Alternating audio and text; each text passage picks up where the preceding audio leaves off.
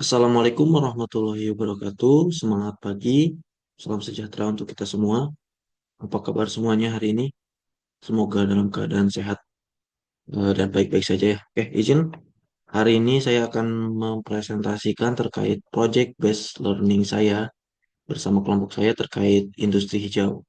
Yang mana penerapan industri hijau ini mengenalkan pola produksi serta konsumsi yang hemat sumber daya energi guna mengurangi pencemaran lingkungan. Proyek ini selaras dengan SGD 9 Industri Inovasi dan Infrastruktur dan SGD 12 terkait konsumsi dan produksi yang bertanggung jawab.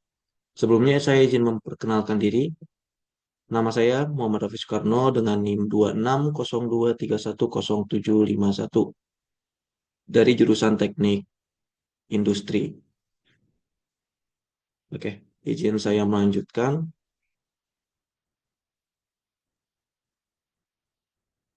Yang pertama terkait latar belakang dan tujuan kenapa saya dan kelompok saya mengambil tema industri hijau gitu. Untuk latar belakangnya sendiri, industri hijau memprioritaskan efisiensi sumber daya alam dan energi industri. Penting untuk memanfaatkan sumber daya alam dan meningkatkan pertumbuhan ekonomi. Namun, pertumbuhan industri ini berdampak buruk pada lingkungan industri hijau. Perlu diterapkan untuk mengurangi dampak tersebut.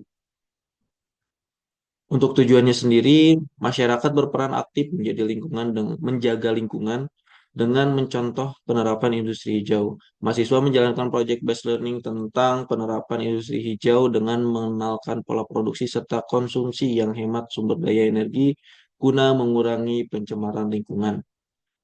Sebagai tambahan, industri hijau ini adalah suatu konsep industri yang berfokus pada efisiensi sumber daya dan pengurangan dampak lingkungan. Dalam era modern ini, pertumbuhan industri yang pesat menyebabkan eksploitasi sumber daya alam berlebihan dan pencemaran lingkungan. Oleh karena itu, industri hijau menjadi solusi untuk mencapai keberlanjutan dengan menerapkan pola produksi dan konsumsi yang lebih ramah lingkungan.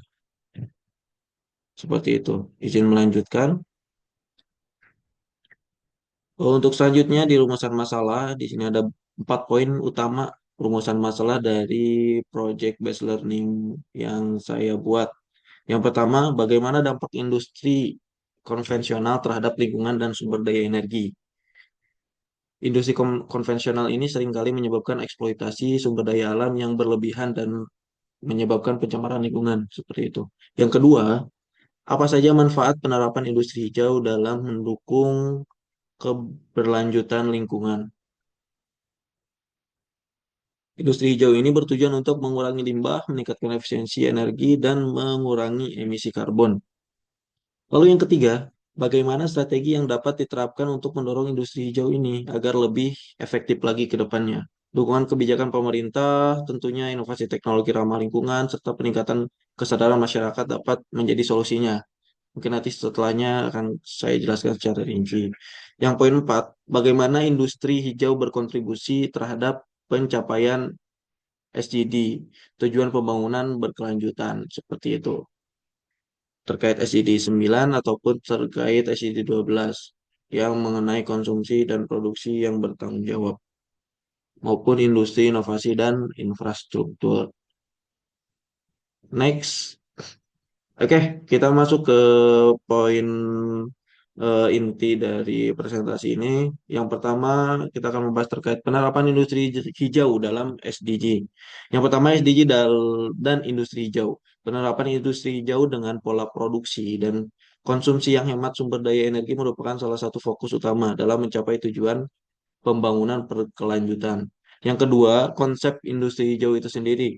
Industri hijau ini berfokus pada pengurangan dampak lingkungan melalui efisiensi, penggunaan sumber daya, pengurangan limbah, dan penerapan teknologi yang ramah lingkungan.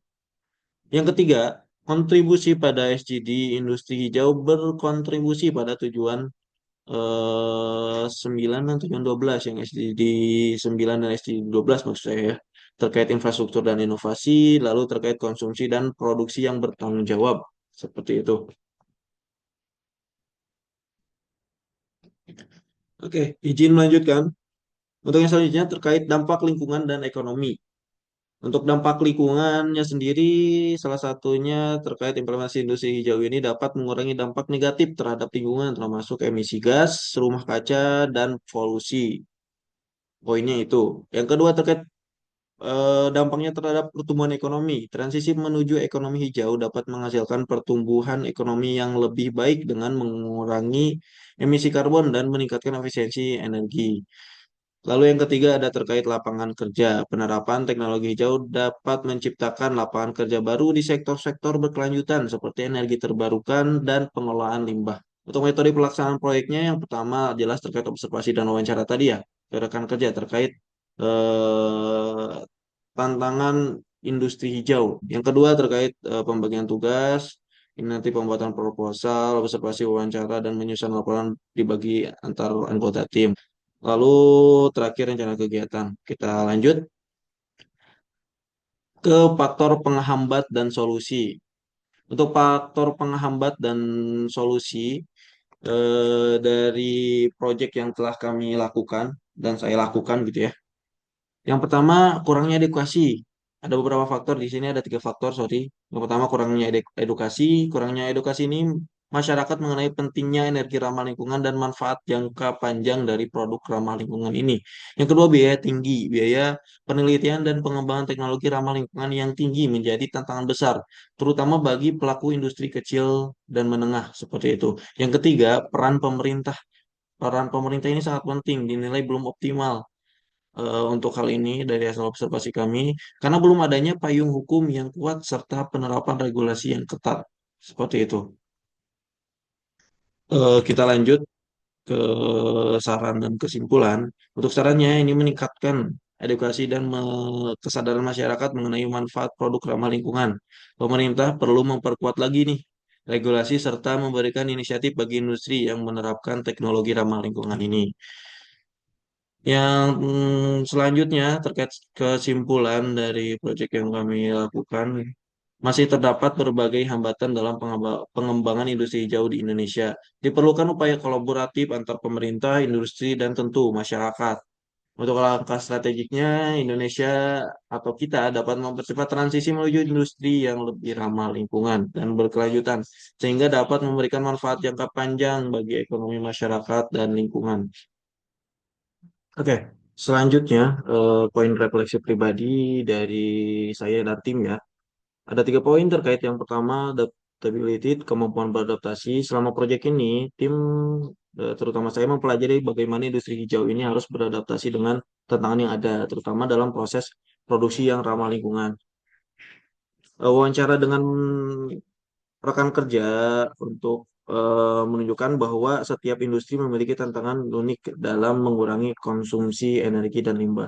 Oleh karena itu, diperlukan pendekatan yang fleksibel, inovatif, serta pemahaman terhadap kondisi lokal. Lalu selanjutnya untuk yang poin dua, kolaboratif atau kolaborasi tim dan stakeholder, kesuksesan proyek ini sangat bergantung pada kerjasama tim memang yang baik serta komunikasi yang terbuka melalui diskusi dengan narasumber yang kita wawancara ya dan semua anggota.